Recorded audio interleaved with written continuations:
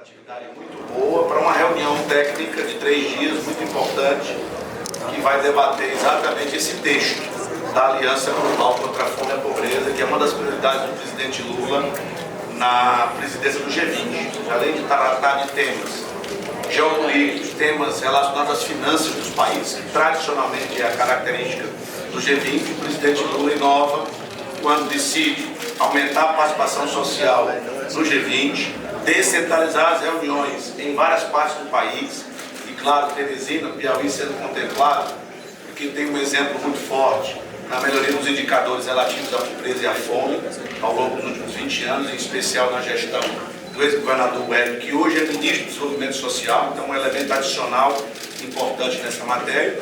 E também o presidente Lula coloca esse tema social em pé de igualdade com o tema financeiro e o tema geopolítico, ou seja, um G20 especial.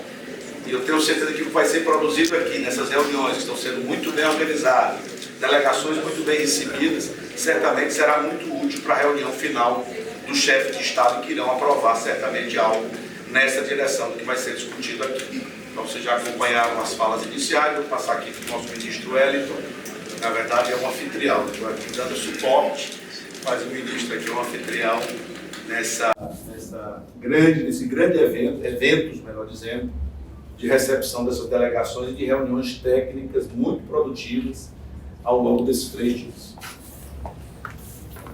Bom dia. Eu sei que a responsabilidade de receber um evento como esse é muito grande, e aqui eu quero destacar a forma determinada, competente do governador Rafael, toda a sua equipe, que tem se dedicado aqui para esse trabalho. Eu agradeço aqui também a vocês da imprensa. A imprensa mirim aqui nas nossas escolas, a juventude, a imprensa do nosso estado, a imprensa nacional e a imprensa internacional, que aqui compareceu para esta cobertura. Qual o produto que se espera desta agenda da força-tarefa da Aliança Global contra a Fome e a Pobreza no G20? São 3 produtos principais. É uma declaração, texto sob forma de declaração, a ser feito pelos países do G20, mas também por outros países que não são membros, mas que venham a aderir. É um documento, em palavras simples, em que ali tem os compromissos e o país se compromete, de implementar em cada país. O outro documento são os termos da aliança, ou seja, se vai ter aliança, como é que ela vai funcionar? Quais as condições para um país participar? Do que a gente já debateu nas agendas anteriores, tem ainda alguns pontos a garantir fechamento, por isso que essa reunião de Teresina é importante. Nós devemos ter ali uma decisão de país, não de governo. A ideia é que o país apresente um plano. Por exemplo, o Brasil apresentou o Plano Brasil Sem Fome. Este plano, ele submetido aí ao Congresso Nacional, a uma norma adequada de acordo com cada país, ele passa a ser um plano de Estado e não apenas um plano de governo. Os países mais desenvolvidos, essa é a importância do G20 na coordenação, também assumem compromissos.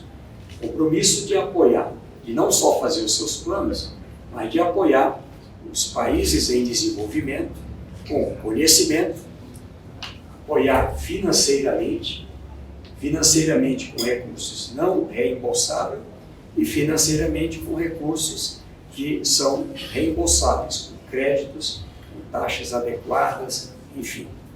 Aqui envolve, por exemplo, uma discussão ainda não resolvida em relação a um pleito de países que estão em desenvolvimento, que é em relação a um entendimento sobre as dívidas. Eu destaco ainda o terceiro documento, que é o que se chama de Fundação da Aliança Global contra a Fome e a Pobreza. Como é que vai se dar o acompanhamento, o monitoramento, a colaboração, a assistência? Como vai se dar o que já está decidido? Não haverá a criação nem de um novo órgão, nem de um novo fundo. proposta que se caminha, e Teresina pode ter o fechamento, é de um conjunto de organismos vinculado à própria ONU. Lembrar, nós estamos tratando da retomada dos Objetivos do Desenvolvimento Sustentável 2030, já aprovados em 2015. O entendimento é que, o reconhecimento é que ele não foi adiante, e o resultado é que lá cresceu a fome, cresceu a extrema pobreza e cresceu a pobreza.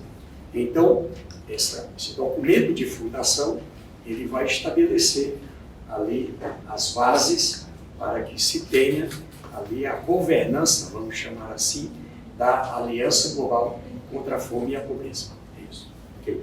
Obrigado, ministro. Obrigado, governador. Vamos abrir com algumas perguntas. Temos alguns jornalistas aqui credenciados. O primeiro é o Pedro Oliveira, portal GPU. Bom dia, ministro. Bom dia, governo. Eu queria só chamar aqui o Saulo. O Saulo Está aqui com a gente. O Renato. Saulo é representante do Ministério das Relações Exteriores. Do Ministério da Fazenda. O O Saulo Ministério da Fazenda. Sonia do Ministério de Relações Internacionais. Aqui o Tiago, do Ministério da Fazenda. E o Renato dos dois aqui. É do MDS e é do Itamaraty. Bom dia, ministro. Dá para perceber que às vezes a população é um pouco incrédula quanto à efetividade de reuniões da cúpula do G20. Nesse sentido, o que o Brasil pode ou o que vai fazer diferente agora que está presente? O grupo dos 20 mais ricos do mundo, nós estamos falando aqui de 2/3 da população do mundo, 85% da economia do mundo, 75% do comércio do mundo, normalmente tratou de temas dos mais ricos. É a primeira vez que o G20 aceitou, já em Nova Delhi, na Índia, a proposta apresentada, quando ali era repassada a presidência para o Brasil, esse desafio de discutir temas como fome, pobreza, mudanças climáticas. E a minha avaliação é que a população tem razão. Nós já tivemos planos, como o próprio Objetivo 1 e 2 do Desenvolvimento Sustentável, que alguns países implementaram, outros não. Então, o que o presidente Lula coloca? Tem países que têm condições de apresentar um plano e condições de executar o plano. O Brasil é um exemplo. Tem países que têm condições de apresentar o plano, têm condições de fazer o seu plano, mas não têm condições de ajudar outros países. Então, os primeiros têm condições de ajudar e ali a tomada dessa decisão permite que o terceiro bloco, que são países que aceitam participar desse desafio de reduzir a fome, reduzir a pobreza, um conjunto de propostas a partir dessa cesta de alternativas já experimentadas e precisam de apoio. Então, aqui, eu diria que está o ponto inovador da aliança. Ela passa a ser um plano de Estado, não apenas uma recomendação, ela passa a ser uma tarefa que não só tem ali um objetivo a alcançar pelo país, mas esses países menos desenvolvidos também poderem receber ajuda, apoio de outros países mais desenvolvidos. Temos o repórter Ricardo Della Coleta, Folha de São Paulo. Ministro, bom dia, obrigado pela oportunidade. Ministro, na sua fala você falou que a gente não pode perder de vista a floresta por algumas árvores que ainda estão em debate. Se o senhor pudesse detalhar, quais são as principais árvores aí que estão no caminho para se chegar a um entendimento de uma aliança possível, talvez não uma aliança que o Brasil desejaria no início, mas que seja possível consensualmente. Aí, dentro disso, na nota conceitual que o Brasil lançou, existia a proposta de que os países se comprometessem anualmente com uma cúpula de chefes de estados para debater a questão da fome no mundo. O senhor considera que existe apoio político entre os países do G20 para que isso seja inserido no calendário internacional ou esse é um dos pontos que ainda falta apoio para isso? E se eu puder, nessa pergunta, o senhor citou a questão da dívida, né? E, se eu não me engano, é a proposta para que países em desenvolvimento possam, de alguma forma, ter algum tipo de alívio de dívida caso se comprometam com políticas de combate à fome. De onde vem a resistência para essa proposta? São os países ditos desenvolvidos, ocidentais, que colocam mais resistência a essa proposta específica? E uma última pergunta, prometo. A representante da sociedade civil fez uma crítica dizendo que está preocupada com o papel de liderança, proeminência das instituições financeiras no escopo da aliança. Qual é o papel que o Brasil propõe para as instituições financeiras e como que o Brasil recebe essa crítica? Muito obrigado. Várias perguntas. Primeira, acho que eu deixo aqui combinado e o saldo. Bem, não pense que seja fácil tratar da temática da fome e da pobreza no fórum, um fórum que tem por objetivo entendimentos, tudo tem que ser por entendimento, é inovador, embora cada um dos países tenha as suas políticas voltadas para erradicar a fome e a pobreza, e alguns já alcançaram, mas, de qualquer maneira, no fórum do G20, como eu disse, é novidade. Eu digo que é natural que tenhamos divergências sobre os caminhos. Alguns podem dizer, o caminho passa por transferência de renda, exemplo do Bolsa Família. E outros colocam, é preciso uma política de qualificação para o emprego, para o empreendedorismo, é preciso que se tenha uma política voltada para o crescimento da economia. E é possível um entendimento, por exemplo, vários países, são vários, entre eles o Brasil, e que trabalham ao mesmo tempo. Uma forma de alcançar quem passa fome, na linha do saudoso Betinho, a fome tem pressa, primeiro aqui, alcançar e garantir as condições de alimentação. E a alimentação, na escola, alimentação não só uma transferência de renda. E, ao mesmo tempo, trabalhar nas condições de ultrapassar a linha da pobreza. Veja que nesses 20 anos do Bolsa Família, integrado dessa forma, nós temos hoje milhões de brasileiros que lá em 2003 estavam na linha da pobreza, hoje estão na classe média, hoje estão numa posição em que ultrapassaram a linha da pobreza. O outro ponto, em relação à dívida, eu fiz questão de pontuar mais um exemplo do Brasil, neste caso, neste momento de atenção ao Rio Grande do Sul, entre as várias propostas apresentadas para o Rio Grande do Sul. Uma delas reconhece que tem um país com elevado endividamento. Essa é uma realidade, tem um Estado brasileiro com elevado endividamento. Essa é uma realidade de vários outros países do mundo em desenvolvimento. Ou seja, o endividamento é um dos pontos que estrangula a capacidade de investimento do Estado. E a gente precisa de integrar investimento dos Estados, do Estado, dos municípios, do governo federal e do setor privado. O próprio governador Eduardo Leite fez questão, em todos os encontros, de realçar as regras e também o endividamento são parte do problema para a superação da realidade a que chegou o Rio Grande do Sul. O que fez o Brasil? Por isso foi importante a agenda lá com os 3 poderes. Aprovou no Congresso Nacional não só o reconhecimento da calamidade, mas a lei trabalhando uma regra específica para o Rio Grande do Sul, aonde 2024, 25 até 2026, esse Estado, aquilo que era pagamento da dívida, que era juro da dívida, ele vai para o fundo da reconstrução. O país apresenta projetos e utiliza os recursos para a sua reconstrução, infraestrutura, educação, saúde, ajuda humanitária, enfim, o que for necessário. Então, o que eu lembrei é que exemplos como esse, do que o Brasil faz com uma unidade da federação, é preciso que seja considerado por essa agenda de agora na construção dos termos da aliança.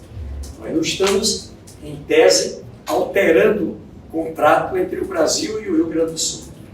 Nós estamos apenas tendo uma decisão política do Poder Executivo, do Congresso Nacional, de que aquele valor que, ao ter o pagamento da dívida, viria para o Tesouro Nacional, ele volta para um fundo do Rio Grande do Sul, para a própria reconstrução do Rio Grande do Sul. Então, passaria aqui, acho que Saulo ou Renato? Bom, sobre aquela questão da floresta, das árvores, né, e da cúpula, imagino que o ministro tenha passado para a gente, de fato assim, o primeiro é importante reconhecer uma coisa que o ministro também colocou na intervenção, que os aspectos fundamentais da aliança é até muito gratificante para nós, que há um consenso muito grande, assim, né, de que preciso fazer a abordagem toda, tá bastante pacificada já na força-tarefa. E agora é a questão de resolver esses detalhes. Então, acho que você levantou esse em relação ao formato e frequência da cúpula, né? Então, questões assim que estão pendentes, ela vai ser anual, ela vai ser bianual, ela vai ser no momento em que a presidência convocar, ela vai ser uma cúpula independente ou ela vai ser inserida no calendário que já existe para facilitar a organização. Por exemplo, a margem das Nações Unidas, né, em setembro, que já estão lá os chefes de Estado do mundo todo. A possibilidade também de fazer algo à margem das cúpulas do G20. A primeira de lançamento vai ser na cúpula do G20 do Brasil, se as próximas presidências também concordarem em ter essa opção. Então é mais um exemplo, né, e esse formato da aliança ele é muito flexível.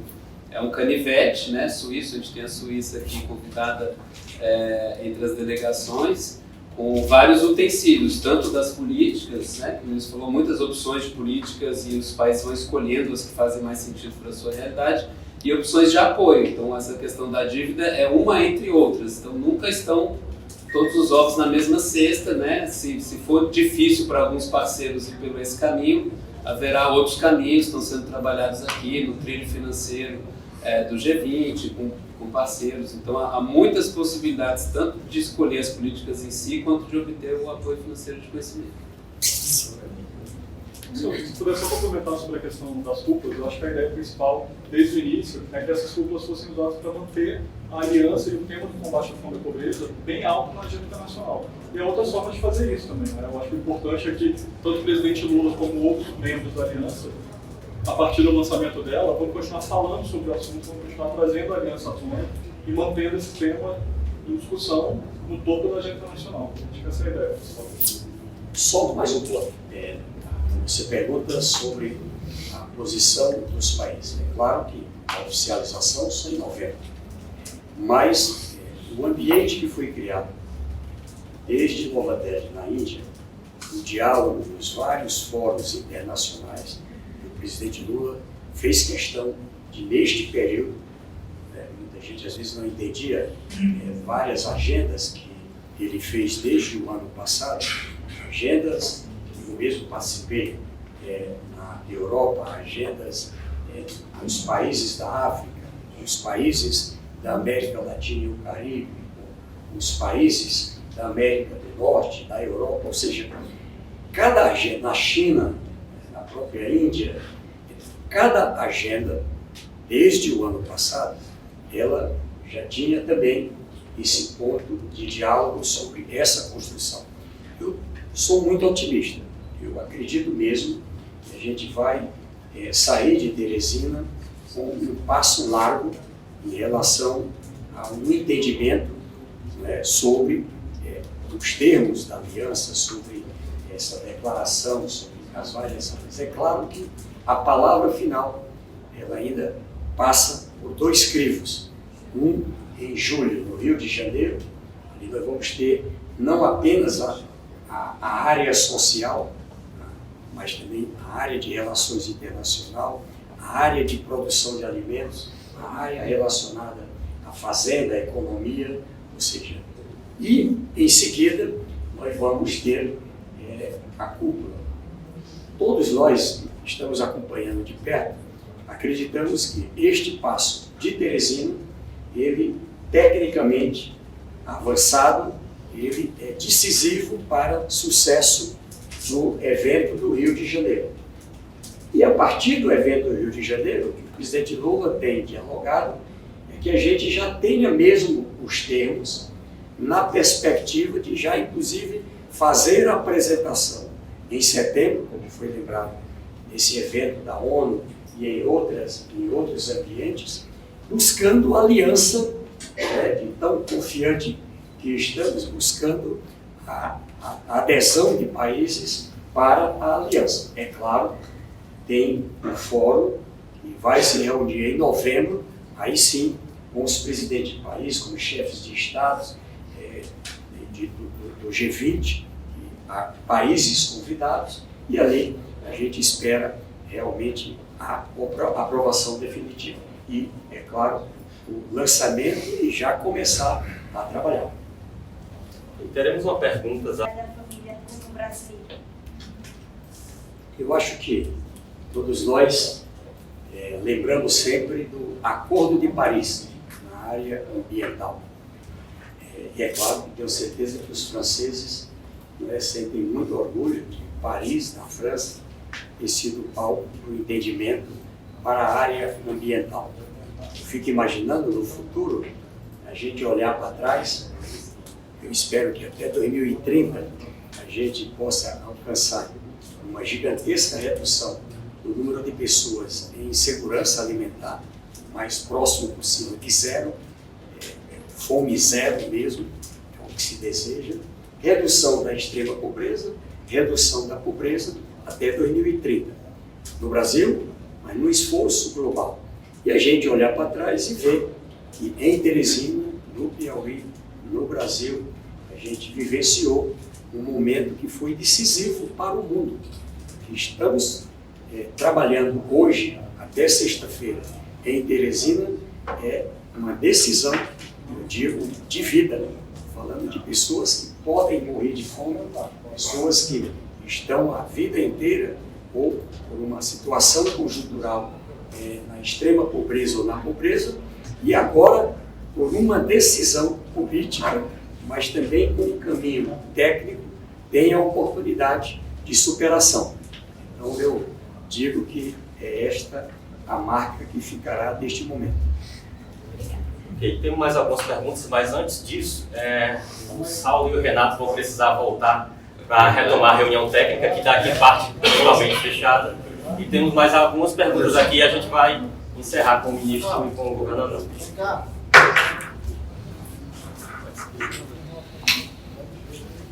O jornalista... Eu queria perguntar com relação a minha pergunta ia ser sobre o otimismo do Brasil com relação ao fechamento dessa aliança, né? Principalmente do compromisso dos países que são mais desenvolvidos e não têm esse problema tão latente como países que estão em desenvolvimento. Eu queria também acrescentar, como o senhor já falou um pouco sobre isso, com relação às mudanças climáticas, porque elas estão totalmente ligadas ao crescimento de fome e desemprego no mundo. E eu queria saber se tem algum texto voltado para isso e se o que aconteceu no Rio Grande do Sul pode ter influenciado a dar mais importância para esse ponto. Em relação às mudanças climáticas, nós teremos agendas específicas. Elas vão acontecer em Manaus e em Belém, dentro dessa trilha dos efeitos que tem. Mas o presidente Lula, quando ele apresentou em Nova Delhi, ele quis priorizar, eu diria que 4 eixos. O eixo 1, o combate à fome. O eixo 2, o combate à pobreza para mais igualdade. O eixo 3, a contenção das mudanças climáticas. E o que ele chama de uma nova governança para que se tenha maior eficiência e melhor resultado. Em relação à mudança climática, ela tem tudo a ver com segurança alimentar e tem tudo a ver com pobreza e extrema pobreza.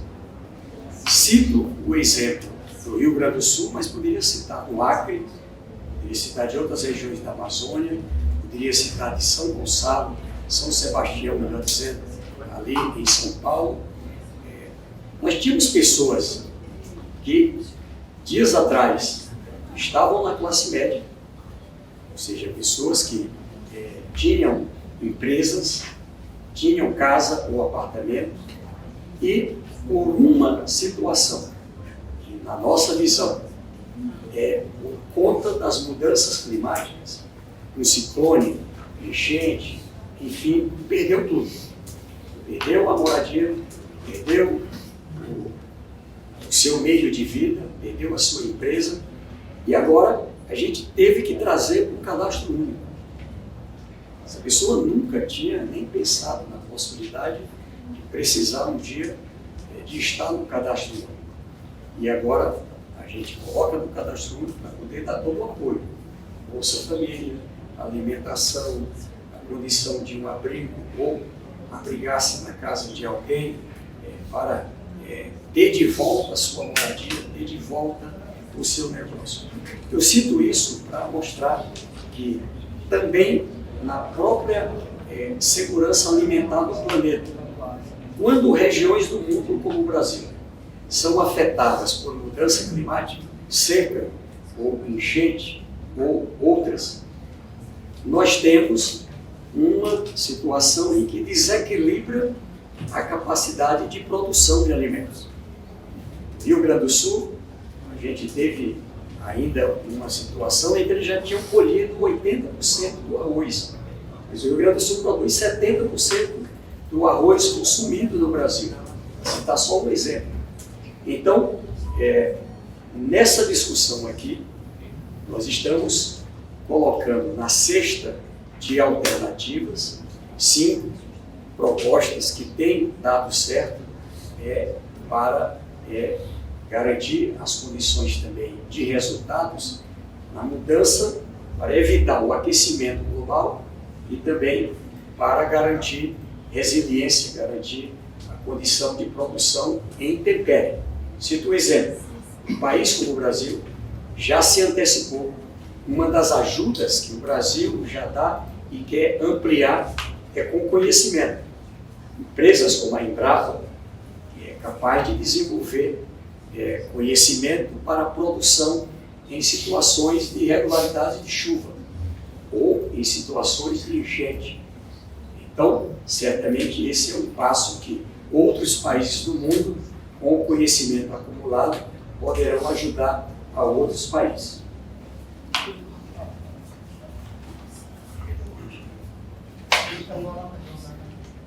Temos mais uma pergunta da jornalista Vilma Rocha, da Rádio Panas. Quero fazer uma pergunta para o... Na verdade, eu acredito que para os dois. É sobre todo mundo... A gente está falando da questão do Rio Grande do Sul, das tragédias climáticas, tudo bem, isso é fato. Porém, existe também a questão do latifúndio, né? Da produção. Muitos agricultores familiares perdendo suas terras. É um pilar para acabar com a fome, né?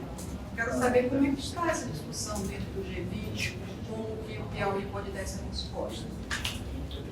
Então, em relação ao Piauí, todos sabem que o Piauí é um dos estados do Brasil que tem maior participação da população rural. 1/3 das pessoas do Piauí vivem no campo, vivem da agricultura familiar, e boa parte dessa melhoria dos indicadores relacionados à pobreza, à extrema pobreza, à fome, tem a ver com essa integração da transferência de renda com apoio aos sistemas agroalimentares, especialmente a agricultura familiar. Então, o Piauí tem avançado, inclusive em termos de renda média per capita, saindo da última posição do Nordeste para a segunda posição nesses últimos anos. porque tem apoiado fortemente a agricultura familiar. Então nós temos ainda, obviamente, o latifúndio presente em algumas regiões do estado, mas isso tem sido capaz, nós temos sido capazes de conviver com os dois modelos e com o apoio substancial à agricultura familiar, inclusive acessando tecnologia, assistência técnica e apoio à comercialização. Então, na minha visão, eu não sei como está a discussão dentro do G20, eu estou acompanhando de fora, mas eu acredito que, sem dúvida, dentro dessa cesta de soluções que vão ser apresentadas, muitas das quais têm a ver com a produção de alimentos a partir da agricultura familiar. Sim, não só que estamos trabalhando essa prioridade em experiências do Brasil e de outros países do mundo que integram o apoio estimulado à produção pelo pequeno, a compra direta de parte desse alimento, a formação de estoque para que se tenha regularidade. Agora, sobre o preço do arroz, é preciso que o país compre e coloque no mercado a um preço que não impacte demais na renda das pessoas, especialmente dos mais pobres.